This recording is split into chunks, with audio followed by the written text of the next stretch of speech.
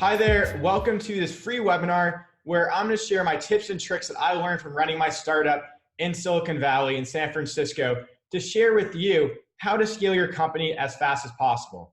So let's get into it. Over the next hour, we're going to go over a lot of exciting, actionable details, steps, and I'm going to share a lot of my templates that I made during running my company, which helps me scale my company to a successful exit.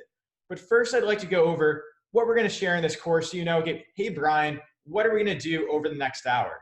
So first, we're going to go over a lot of actionable steps, how to grow your startup in the right direction. Before scaling your startup, you want to make sure that you've chosen the right vertical or the right horizontal path to make sure that you're scaling your startup as much as possible. From there, we're going to talk about how you can validate your product market fit. So what do I mean by that? Product market fit, it's all about selecting the right problem to solve, creating the right products for it, and finding the right market. So essentially, like Clayton Christensen said, there's a job to be done. You need to find a market where people are asking for a certain problem to be solved, and your product is the right solution to solve that problem. Next, we're going to go into detailed tips and tricks. So rather than sharing really high-level advice, I'm going to get into the nitty-gritty. We're going to talk about step 1, 2, 3, 4. We're going to show different templates. And then after this course, you'll have the ability through my online course to then use those templates on your own and start scaling your business. And lastly, I'm going to be really transparent with you. I'm going to talk about when I failed, when I succeeded, when I did a good job, and when I did not. So there's a lot of times when I was running my company where I didn't know exactly what I was doing, and I failed. I learned from that. There was other times where I asked others for advice, and they mentored me. And today, that's what I'd like to do for you. So, okay, how can I help your business? You're probably wondering, who is this guy? Who's Brian? Well, let me tell you. My name is Brian Friedman. I grew up in Boston. I was a snowboarder growing up. I told myself I wanted to be an engineer, so I went to Lehigh University to study material science. After my junior year, I left and I started an event technology company because I wanted to travel the world and I loved events. So for you, I want to make your dreams a reality as well. So first, I'm going to share with you how you can make the right business decisions for your company. There was a lot of times where I didn't know what to do. I had to select, who do I hire? Is it the person that really fits the culture or the person get the job done? So I'm going to share a lot of different actionable advice of, okay, when you're in a situation, here's what you can do. And if you're interested, we have a lot more step-by-step guides on my online course. From there, I can be your advisor. So today on this webinar, I know we're not interacting, even though I'm trying to make it as personal as possible, but think of me as your virtual advisor. I want to be the guy who can help you bolster your confidence. So if you're in a situation where you don't know what to do, I want you to say, okay, because of Brian's course or because of these templates, I know exactly what to do, and I have the right thought process to go about it. After this, if you want more help, I can be your advisor and we can interact back and forth. From there, I can help you drive a lot of growth to your company. So first, we're going to go over, okay, how do I find the right market? Next, how do I select the right use case? Once you've found that product market fit, how do you scale it out? Is it consumer-based? Is it enterprise? We're going to go over the differences and how to do so. And lastly, I'm going to talk about how you can partner with me so we can take your skills to the next level. I'm still learning every day. However, I've learned a lot of tips and tricks, which I'd like to share with you, which have helped me on a daily basis. So before we go into the actual templates, I'd like to share my story so you have some more context. And this is my founder journey for my first company, Looped. So in 2013, I moved out to Silicon Valley. I met my two co-founders, Alan and Sambhav, and we had this idea where we wanted to connect attendees at events through some piece of hardware. We ended up making a lanyard, which was a necklace called the Smart Tag. And the Smart Tag was used to capture physical analytics at the event. So similar on a website, when someone clicks on a website, we did the same for events with this piece of hardware. We also created mobile apps for the event so attendees knew where to go. And from that, we captured this online and offline data. And we were able to show big companies running large events, here are the campaigns that are successful, here's what's working out, and here's what's not. Using this idea at first, we secured over $2.5 million from leading investors such as Tim Draper, the founder of DFJ Ventures, and Mark Benioff, who's currently the founder and CEO of Salesforce. From there, we focused on really making the right product. Rather than just launching at the beginning, we spent months planning. We thought all about our go-to-market, and we decided we were going to launch at South by Southwest. We ended up going to South by Southwest, where we did a scavenger hunt with different partners to prove that you could connect easier, faster, and with more context using the Loop Smart Tag. We then showed analytics to each of the attendees, and we also showed them as if they were one of our customers looking at it for their company. From there, we validated our product. We signed on our first customer, which is Box. We then did that conference successfully through different metrics, and we then started scaling. Because we were B2B, we started focusing on building out a sales team. We started cold calling. We started holding our own events where we could create personal connections rather than just calling up and saying, hey, I'm solving your problems, or hey, here's our lifestyle, here's our community, come join us, and we can also solve your problems at the same time. From there, we scaled out to over 15 large enterprise brands, including Intel, Cisco, and Castrol. So I want to share with you how I did this and some of the tools I used from the start. I started my company in 2013. We sold successfully in 2016 to Eventry, which is one of the world's largest event technology companies. And if this is your goal, you can do very much the same using the same tools that I use every day. So what are we going to talk about over the next 30 minutes? There's 3 tools which I'm going to share with you. And these are from my online course, Takeaways Business Growth. I recently wrote a book called Takeaways, which shares all of my actionable advice in 50 short stories. After each story, it has actionable steps about what you can do to apply this to your life. My book is very high level, so I like to share the templates and really the tools that you can use to make each story a reality. And there's 10 different tools with quizzes in my online course.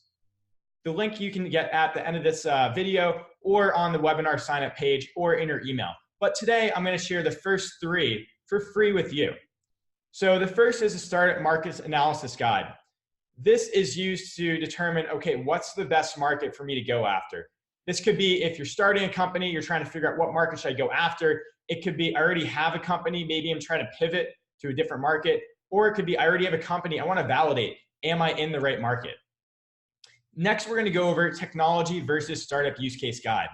So this is a way to determine all the use cases that are out there to make sure you're different and that if you have a certain technology you're using, you can leverage it to your advantage. So we'll go over, okay, after you've chosen a market, here are all the different technologies which can be used to solve those problems. And here are all the different use cases that are currently out there in the market. And then we can determine based on either your team skill set or what you've already built out for your company, here's how I can have the biggest advantage and opportunity for those use cases. So once I launch, I have the fastest way to grow. And lastly, we're going to go over the product positioning document. So this document, it's a way to really validate, here's how I can message my product. You don't want to talk about what it is. You want to talk about why you need it and how you can use it. So from a marketing perspective, we're going to talk about how to interview different customers after creating personas and then creating out a full business plan which your team can use as a leading ship over the next few years. And once again, you can take my online course to access all these business growth tools on your own time. The course takes up to 10 hours if you want to take it detailed, or you can go through it even within an hour and get access to all of my tools immediately and start using it yourself or sharing it with your team. So first, we're going to go over the Startup Market Analysis Guide. And this is going to help you find the best market for your product or service. So we'll skip over right now. This is a Startup Market Analysis Guide. So when you go to my course and you download the template, this is exactly what you're going to get. So here on the first page, this is a template where it shows how to fill in the blank. So first we have the potential markets. So the way that I went about doing this, and I'm going to skip to an example of what I actually did. So for my company, before even determining what markets I should go into, what I did was I went to Ibis World, which is a website that has different market information, and it's been validated through their researchers on their team. And from there, you can start listing out every single market that your team's passionate about, that you're interested in, if you're going to a new company, or if you already have an existing product that you think would be a good fit for your product, From there, from IBIS World, it has different market sizes. So this is what they use, total addressable market. It's essentially how big the market is in total. So for you, once you get a total addressable market and you select the market you want to go after, you'll then do a bottom-up analysis. So essentially, TAM, SAM, and SOM. TAM is bottom up, TAM is essentially top down, and SOM is bottom up. So what we're going to do is we're going to basically teach you, okay, how do I create a bottom up analysis so that I'm realistic to know how big my potential market is? And from there, you'll then rank it. So I ranked everything. I had 31 different markets, so I went 1 to 31. So you do the same. Essentially, you select all of your different markets, you'd put in the market size that was researched, and then you'd add in your rankings. And we have a small tip here. I'd make sure that you're passionate about the market you go after. Don't do it just because it's going to make a ton of money. For myself, I love adventure travel, so I'm now going after that space. But at first, I loved connecting in events. So I made sure that was the market that I went after. This is just a good way to validate that you have a big enough market that it's going to be a sizable business if that's your goal. After you've selected your 31 markets, let's say for you, it might be more focused around 10 to 15. You're going to enter all of the different factors, which shows how you can have an opportunity. So the ones that I recommend from the start is accessibility. So, okay, how easy can you get into the market? This could be because you have a connection or the market, it's not that regulated. From there, if you've already thought of a few different use cases, that's okay. In this situation, if you already have a company, you may be thinking about a few different use cases. So think about how those use cases can apply to the market. And from there, really understand, okay, if it's strong, we're gonna put a 1. If it's weak, we'll put a 5. In a few seconds, we'll go over why we're gonna do this scoring system. Another great one is value add. So how much value you think your team can add to that market. From there, sales cycle. So different industries have different sales cycles. For example, if it's B2C, and let's say it's a wellness brand, it's gonna be really fast. If it's B2B healthcare, it's gonna be very slow. What you're gonna do is after adding in all these factors, you could also have one where it's basically team skill or team relevancy. So your team has prior knowledge in that space, which means you're gonna be able to add a lot more value to that use case. So you're gonna add all of these up. Right, positive is 1, and on the negative side, it's gonna be a 5. So for myself, when I did it for my company, you can see here that museums, for example, easy to get into. I thought I had a strong use case. I believe my team could add a lot of value. The sales cycle was kind of short. So because I had the lowest number, that was actually one of the top markets to go after. After that, it was concerts and events and trade shows and conferences, which were the 2 markets that my company ended up deciding to go after. So for this, you can determine, okay, from your unique skill set, from what your team's previously done, here are the markets that we can go into and be the most successful. Next, you're going to share this with your team. So if you're a solo founder, that's fine. You can skip this step. If you have multiple co-founders, or if you're in a company with multiple executive team members and you want to validate, okay, I'm actually choosing the right market, you don't want to tell your team, okay, I filled out this template. It says that concerts are number 1. We're definitely doing this. You want to make sure everyone on your team is motivated to go in the same direction. So if you're a team, each one's going to add up all their scores. They'll then put it in here, and they'll then average the total. So for myself, as you can see, my team, the lowest one they had on average was concerts and event promotion. And then my other co-founder, so this was Alan, this is Sambhav, he also did 3 was concerts and event promotion. And then afterwards was trade shows and conferences. So altogether, after averaging out our 3 scores, concerts and event promotion and trade shows and conferences, those were our top 2. And we ultimately decided we're passionate, we can have the most advantage going into the market, and we're going to go after that market after validating it through this analysis of, okay, we're passionate and we can do it. From there, you're going to add in the factors, the size, and to really understand, okay, how does that tie together? So it's not just about, do I have the biggest upside? It's also about how big is the market. So you want to make sure you have a combination of a big market where you also have an upside, and obviously tying in your passion filter as well. So for myself and my company, we had ranking for size. So you can see hotels or resorts.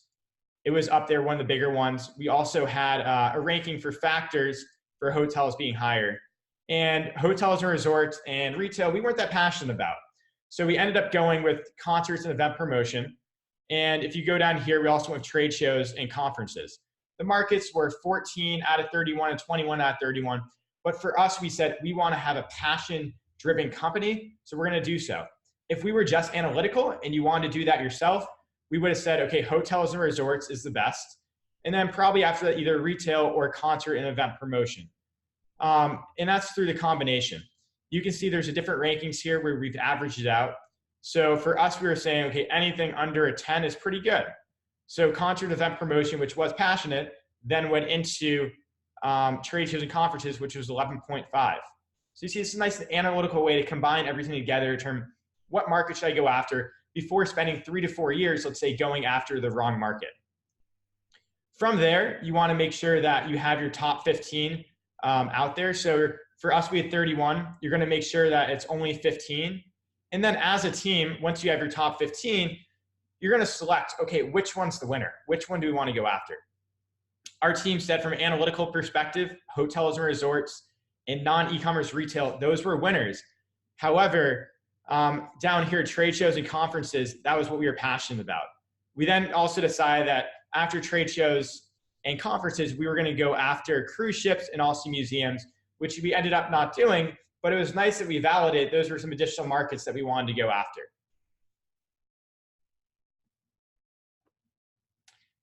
The next guide that we're going to go over is the technology versus startup use case guide. This is a great tool for validating your MVP, which is your minimum viable product, essentially a simplistic product that solves one problem very well with 1 or 2 features.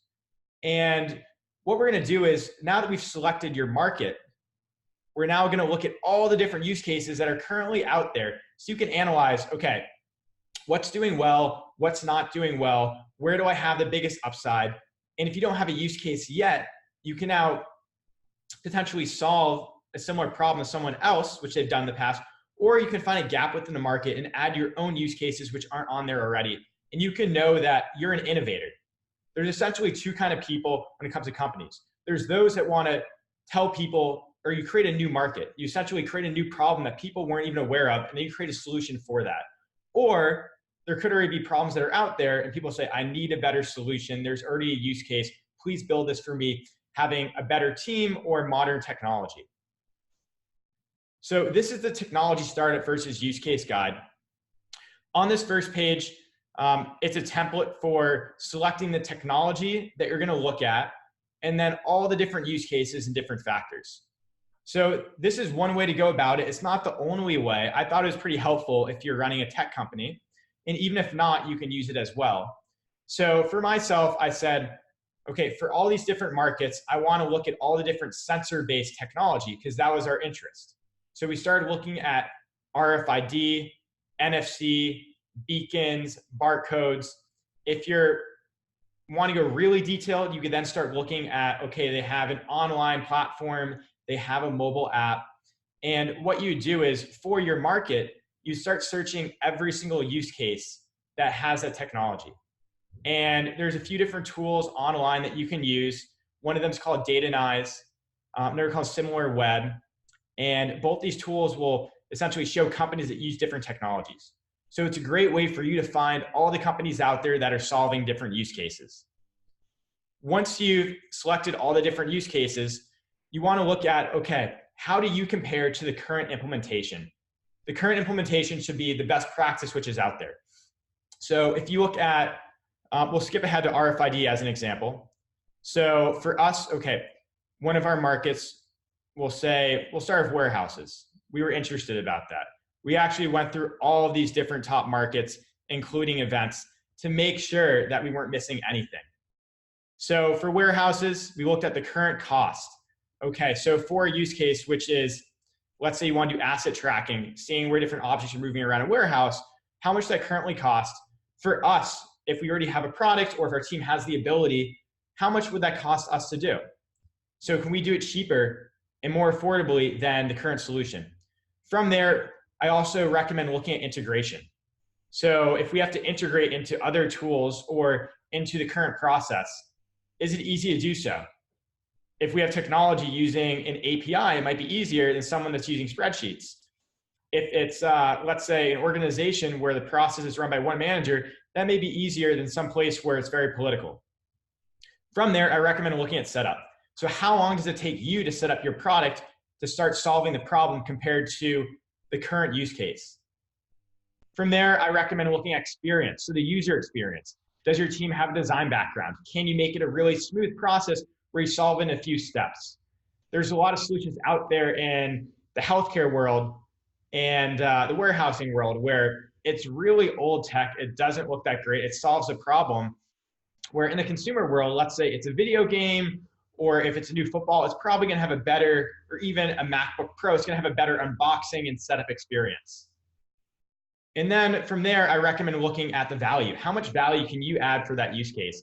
Once again, this is by looking at your skill as a team member or a team collectively, or even looking at a product that you've already built out. From there, I'd recommend, if you already have different features, looking at, okay, how feature rich are you compared to the current solution? You could be solving a problem where someone else only has one or two features. If you have many more that are already built out, which are much more in depth and have a good experience, that can make a lot of sense if you want to pivot into that market. From there, I recommend looking at stability. So how stable is your product? There could be a lot of software products which is really old tech, where for years you're using, let's say, some new technology such as the latest version of PHP, and you're running on a cloud service such as Amazon, which scales really fast.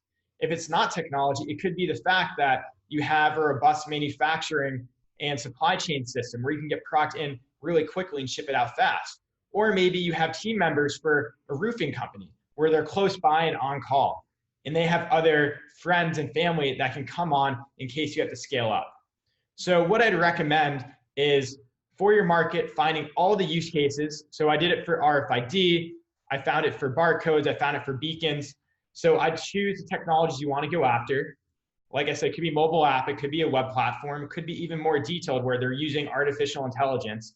And then find for that market every single use case that you think has value. And then compare yourself to the current implementation. And what this is going to enable you to do is it's going to allow you to find, okay, where do I have the biggest opportunity?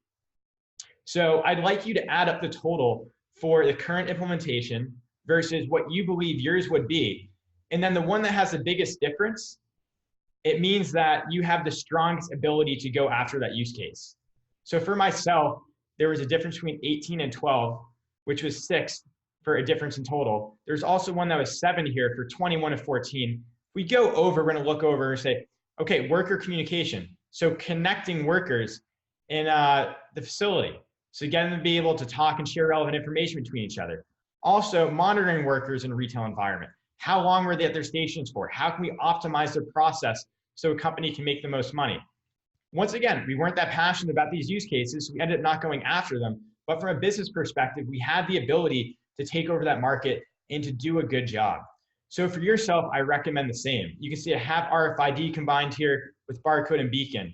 And if I go over, I can then see right here, okay, the difference wasn't that high for these two. However, for RFID, it's an older market. I can probably go after some newer technology, and I can really solve that use case very well. We then look at the highest difference. So these are just two different ways to essentially filter it. So for the lowest total, I basically had the lowest total here, which was from a startup value, what I believe our company or your company would be the most effective at. And then you can look at the highest difference here. So these are two different ways to look at it.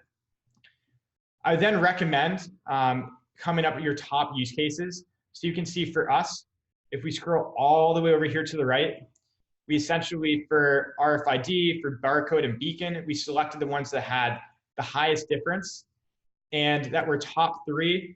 We did a little bit more for RFID, but from there you can get around, let's say 10 use cases, which you believe are very valuable.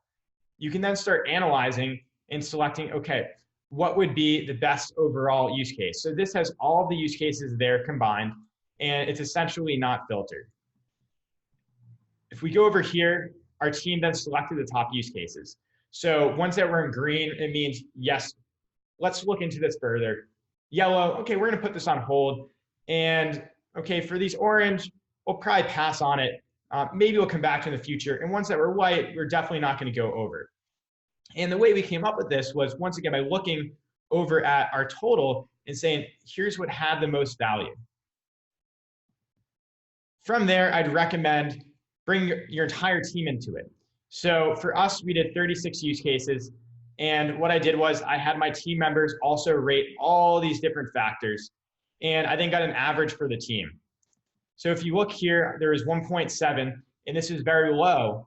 And this is because I averaged out rather than totaling all the different ratings that our team had across the board. And you could add different rankings and let's say weighting factors at each one if you want to get really analytical. So for example, stability is only 20%, where scalability is 30%. From there, our team combined our collaborative opinions, and we then selected, okay, here's the total for our team, not just the average. From here, you can then add in each team member's ranking. So you can see here, I had multiple team members add it. All the team members then went in here and they added from 1 to 10 their totals. I then averaged all of them together and I found the difference. From there, I then selected my top 10 use cases. And then for each use case, we started digging into, okay, now that we found the top 10 use cases, what are descriptions for those use cases? What are the main problems that we're solving for those use cases?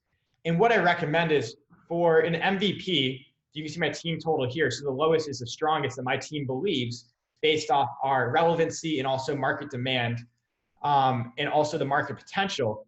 So taking a step back, for MVP, usually you have 5 problems that you're trying to solve. What I recommend is getting rid of problem 2 to 5. So you only have 1 problem. So in here, okay, there's 5 problems. It's good to get it all out of your head, get it on paper. So we're only gonna focus on problem 1. Once you have problem 1, you're gonna really focus on, okay, if I broke down problem 1 into 5 different problems, what's the main problem that causes the rest of them? And from there, that is the use case and the problem that you wanna solve. And then you can determine the best way to do so. So this was more of a, okay, what is on the market based on the technologies that are being used. But the reason I recommend this is because you can say, okay, the most innovative companies, if that is your direction, are using all these different technologies. How are these technologies being used already? And okay, I want to do this better than an existing use case, or the use case that I have in my mind is not even on here yet. So then I can start researching, maybe technology is not being used for it. However, there may be this problem in the market. So the next step we're going to go into is product positioning, where it's more about interviewing. Will help you validate the fact that you've selected the right market, you've selected the right use case, and that you now know how to go after it. It could also show you didn't really choose the right use case. However, the same problem's coming up that you were thinking about. And now I know the market, I know the problem, and I now know the use case. I now know how to solve for it. So using these 3 tools together with a lot of confidence, you can make sure that you're going after the right markets and that you're starting to build out the right product. So talking about the product positioning guide, this is going to help you establish your direction for positioning within your market. It's a combination of a great marketing guide, which you can use for all of your collateral, your website, for your script when speaking with others, or really your brand values, such as your purpose and your mission statement, but it's all driven from people at the core. So let's get into it. So here's a product positioning guide. It's about like 15 pages. From here, you can fill in. So from the beginning, okay, here is the market that I selected. From the first tool, here's the use case that I selected. From the second tool that we just went over. And from there, it then dives in. So to start off, you're going to define, okay, who's your persona, the person that would use your product from the customer side. If it's B2B, okay, who are you selling it to? And then, okay, who's the user that's using it? So for example, in my situation, an event marketer is the person I'm selling it to. So usually the format that we do is, hi, my name is Brian, I'm an event marketer, and my problem is that I don't know the value of my event, and I can't connect people easily at my events. From there, you can start saying, my name is Todd, and I'm going to solve Brian's problem of connecting people, improving value at events by doing X, Y, Z. So it's really important to list out first, okay, what's the title of the persona? How old are they? What's their personality traits? Are they extroverts? Are they gregarious? Are they introverted? Are they analytical? What kind of places do they shop at? What kind of publications do they read? Really being able to get an idea of what's their personality, how do you connect with them, and how can you solve their problem? Is it through a mobile device? Is it through in-person consulting? You can figure out by determining really who this person is. From there, you want to identify 5 people to start off that fit this persona. And I'd really recommend asking these questions, such as, okay, what frustrates you? What are some things that you lack access to? What's difficult for you to achieve on a daily basis that you wish you could do? What's the biggest problem that you face that arises on a daily, weekly, or monthly basis? And once you've done that, you get an idea of, okay, here are the frustrations. Here are the jobs that need to be done. Maybe that person doesn't have enough time in their day to finish all these jobs. However, your solution by using technology or consulting service or professional services, you can take over that part of their job and you can help them either save money, make more money, or even work their way up within the organization. It could also bring bliss and joyfulness to their life if they're a consumer. From there, I'd recommend putting in all of your stats from the initial market analysis. So market size, other stuff such as financial impact. And then since you already went over use cases, what are current solutions that are out there? How do they currently work? For those solutions and those use cases, okay, what are some limitations? So it could be the team, it could be the technology, it could be that they're stuck in their own way, they have a poor user experience. I personally love design, and a lot of the markets that I go after, I try to show that I have, or not even show, but I make sure that I don't launch the product until it has the best design and user experience possible. Where a lot of our other competitors, since it's an enterprise market I was in, they said, well, design's not really our priority. So that was one thing that made us different. We want to make sure we had the most beautiful technology that people could use on a daily basis. From there, once you've heard all this feedback and you validated this is the use case and here's the problem, you can then start talking about your solution. So once you've defined the solution, you talk about, okay, here's how it helps Brian, the event marketer. Here's how it works. Here's how it's different. Here's our advantage. Here are the problems that it's solving. And then from the MVP, here is the main feature, boom, that solves it. And here are 2 others we're gonna build out next. So once someone says, okay, great, it solves my minimum problem, how do I get more? Then you can have that as well. And then talk about your USP, your unique selling proposition. So this is really important for if someone let's say, to your company and says, well, hey, Brian, I see you looked as XYZ. However, how do you compare to your competitor? You can say, well, we're actually the most beautifully designed software. It's easiest to use, and therefore, it's something you enjoy to be in, and you can make an impact on your events. From there, I'd recommend really defining your market. So let's say I chose events as a market. That's not detailed enough. You need to basically pick out a sliver that you're going to focus on, and then you basically own that market and you scale out over time.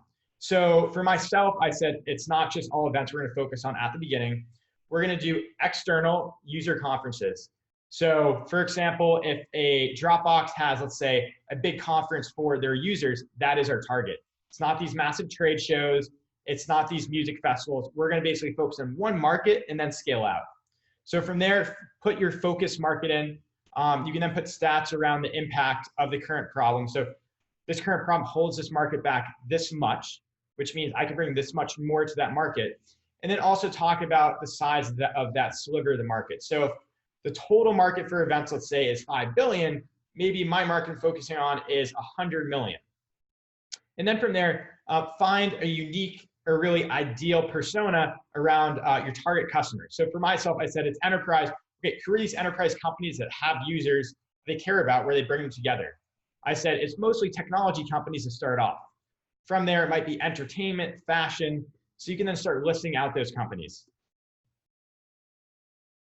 From there, I recommend doing your business model. So this is the beginning of your really business plan. Within my full online course, I have a full business plan which you can fill out, which is really detailed. You can use it to raise money. You can use it to keep your team in line in the right direction, but making sure that you have the right benefits, you have the right pricing, you have the right pricing factors. So is it that it's the most affordable solution because that's your difference? Is it the fact that, okay, you actually bring more value in that you want not as many customers, so you're a little more expensive? And what creates those different pricing elements? Is there a bottom line for your company? Do you have to make a certain margin? A difference between essentially how much money you're making and the cost of the goods sold. From there, I'd recommend going over, okay, main channels for communicating with your decision makers. Decision makers, person that's going to buy your product. So it could be on Facebook. It could be, let's say, through some online publication such as Medium. And then how do you win them over? Is it 14 phone calls? Is it taking them out to dinner? Is it a really cool video? Understand from those 5 people you interviewed or more, what do you have to do to win them over? And literally ask them that. From there, list out your competition and make sure that you're tracking them at all time. In my online course, I also have a competitor tracking guide, which makes it really easier to track your competitors over time so you can make sure that your unique selling proposition stays unique and that you have a first mover advantage. And then lastly, your competitive advantage. So making sure, okay, what are my, not just strengths, but defensible? So it could be a patent. It could be the fact that you have unique technology no one else has. It could be the fact that you have a team member which has unique knowledge, which your competition doesn't have. So I'd recommend really listing this out so you can know with confidence, once again, I've talked to people, here's their problem, I know how to win them over, I know the right features for it, I know who my competition is, I know what I'm doing differently, and I'm ready to scale my product. After that, I actually have a full example of what I filled out. So you can see I have a detailed customer problem, the products and services. This is an example I never went after, but this is hypothetically, if I did go after, let's say, the retail space and a use case around seeing where people went throughout stores, here's how I'd go about it. So I have my target customers, I have the detailed market, which is a little more focused, I have my sales and marketing strategy, I have my competitors, and I have my advantage. So those are the 3 tools that I wanted to share with you today. I hope they were valuable. If you want to download them and start playing around with them yourselves, you can go to my online course. The link will be shared in the email sent to you. It's also my landing page for this webinar. You may already have it as well. It will also be sent at the end of this webinar. So once again, if you're interested in those 3 tools, and if you want to find more tools, I have all 10 on my online course. To go to my course, the URL is takeawayscourse.com.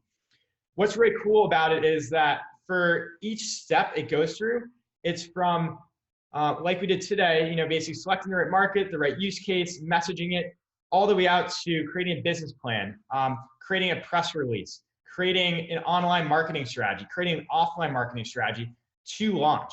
So my goal is to make sure that you have the right foundation, and through my 10 steps, that you can grow your business as much as possible. And along the way, we have quizzes. So if you want to make sure, okay, am I really understanding how to use these templates the right way? Am I understanding this knowledge in a way where it will grow my business? If you go through all the quizzes, you get 100%, and you fill in all the interactive templates and share it with your team and make sure they're on the same page, you should be very successful and your business should grow quickly. If you need more help, you can also reach out to me on Instagram at Brian M. Friedman, or you can also reach out to me, brian@takeawaysbook.com. Once again, I recently wrote my book, Takeaways, and launched on Amazon. That also has a lot more context around all these templates of how I came up with them. It wasn't something I just came up with randomly. This was from talking to top advisors, CEOs, and investors in determining what would be the most impactful for my business to scale. So I hope you enjoyed this webinar. Please share this with friends if you found it valuable. And if you'd like to continue it, please sign up for my online course. So once again, I'm excited that you're starting a business, or that you started a business, or that you're ready to grow your business more. And I hope that I can share my advice to help you as much as possible.